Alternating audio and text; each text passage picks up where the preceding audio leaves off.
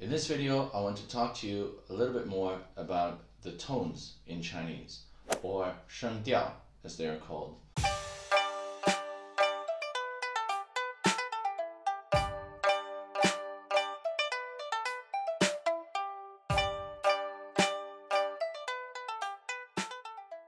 Which, like I said in my last video, are very important. They are crucial to your speaking good Chinese or bad Chinese. Again, I am not saying perfect Chinese, because no one can say that they speak perfect Chinese or perfect German or perfect Japanese. Even people in China or in Taiwan, they don't say that they speak their mother tongue perfect.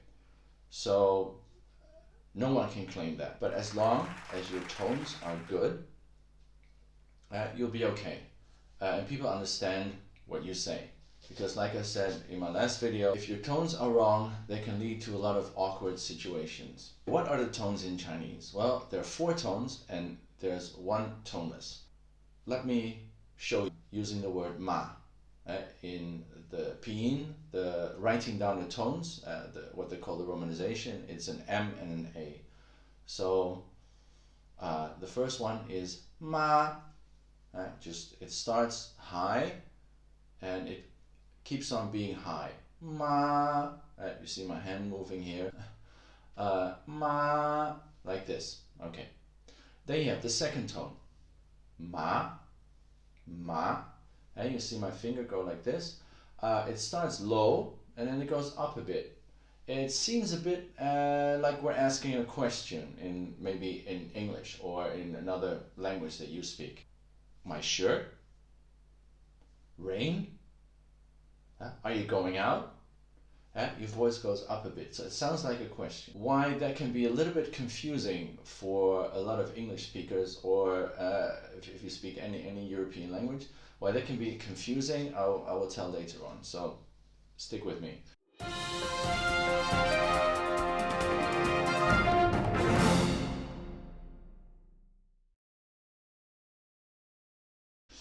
Then we have the third tone, ma, ma. Again, you see my finger, ma. So it starts a little bit in the middle, then it goes down into the valley, and then it comes up again. So ma, ma. And a lot of people confuse this with the second tone. So if your third tone is too flat, it sounds like the second tone. Actually, it's very important that you don't say a second tone when it's a third tone, or vice versa. When you have to say a third tone and say a second tone, there can be a completely different word. And the fourth tone is ma, ma. When I studied Chinese, we actually had to listen with the headphones on, and there was this woman and she started really high, because you have to start high and you go down. So it's ma, ma. Which, after 1 hour of wearing those headphones, I had a bit of an earache. Ma, ma. Of course, I'm exaggerating a bit because I'm showing it to you, but you can just say ma, ma. So you don't actually have such a high-pitched voice. I don't have a high-pitched voice. Depends on what kind of pants I'm wearing, but you just say ma, ma. Okay, so these are the 4. One more time. Ma, ma, ma, ma. That's it. And there's a toneless one, ma, ma, just toneless. We're not going to go into, I can give you a whole list of words and I can make this video 1 hour long and we go all the syllables with all the tones and examples with the words. I am not going to do this. My goal is to give you some tips on how to improve your pronunciation. Today I just want to show you some of the pitfalls that you can encounter, like the one I mentioned before, the second tone and the third tone. If these are next to each other, it sounds a bit like this. Take the one from way back when I studied Chinese at uni. We had like a Chinese storybook, and there's a good one to practice. Surname Wang, Wang is a surname meaning king. Oh, sorry. Mistake, my mistake. Let's do the third one and the second one first. Okay. Yes. Okay. So Wang is a surname, and it's common to take someone's, like a character in someone's name, like the surname, and then put xiao, like little in front of it. So that's sort of a nickname. So Xiao Wang, Xiao Wang, Xiao Wang. That's how it sounds. Now, the second tone in front of a third tone. And I want to make a side note here that if you have two third tones next to each other, then the first third tone becomes a second tone. Let's take 很, like very, and 好. So you take, then it becomes 很好, 很好. But sometimes people pronounce the H very strongly. They say 很好, 很好. So, okay. So 很好, or the one that a lot of people know, even if they've never studied Chinese, but you hear it everywhere. 你好, 你好. So if you watch this video and you want to say hello to a Chinese person or a Taiwanese person, that's fine.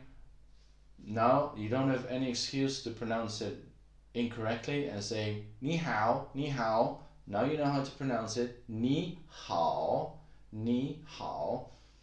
Actually, 你 is a third tone and 好 is also a third tone. So 你好. And then you have, again with the surnames, Li, a very common surname, Li. So it becomes Little Li.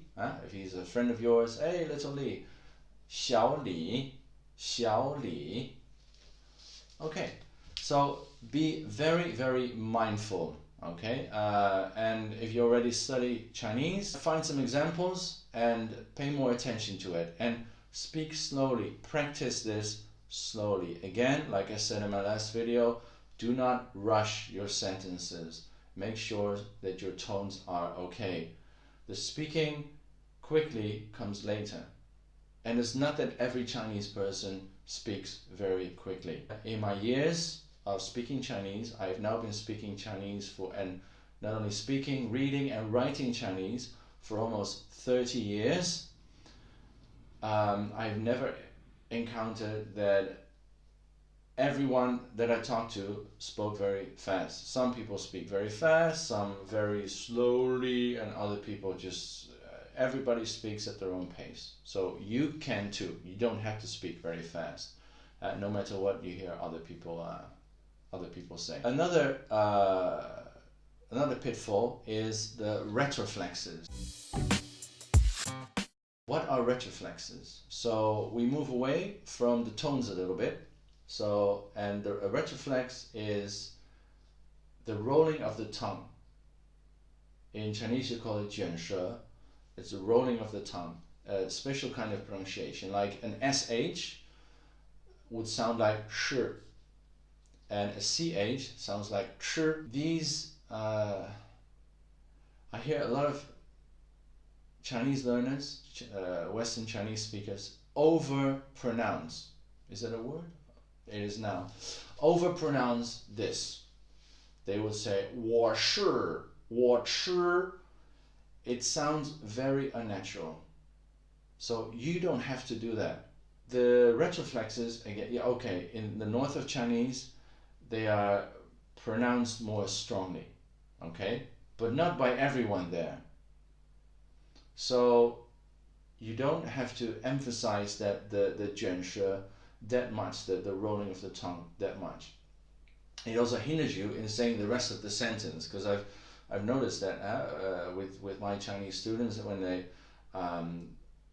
they concentrate too much of getting the retroflexes right, the shi and the zhi and the shi and the zhi and the then you forget just how to speak naturally, how to flow freely. It has to roll off the tongue, it has to flow. So instead of rolling the tongue, it has to roll off the tongue, so to speak. Yeah, so don't overly overly pronounce these retroflexes. That's also one of the pitfalls. That is totally not necessary. But for me, with my Taiwanese accent, okay, sometimes I don't pronounce the retroflexes at all, and that's also not good. I know that, okay. But the same, yeah, it happens in many languages. Like if you have a German speaker from Bayern, for instance, he will also pronounce the German words differently from somebody from the north of Germany, or in the United States, somebody maybe from Texas will pronounce it differently from somebody from New England. They each have their twang, and the way they pronounce the words, but it's all English and it's all German and it's all Chinese, so that doesn't matter. And again, if your tones are okay, then everything is fine. Okay, and just a little bit of a retroflex. Don't overly pronounce it, and then you're on your way to speaking very good Chinese. So I hope you enjoyed this video about the pronunciation. I will make more videos to help you with pronunciation, but I just wanted to tell you some of the pitfalls. If you like more content like this, then please like and subscribe. Also, let me know in the comments how you like to practice your pronunciation. Do you have a language partner that you practice with? What do you think is a good way to practice your pronunciation? So I'm very interested in that. But for now, go out, practice and improve. 继续加油!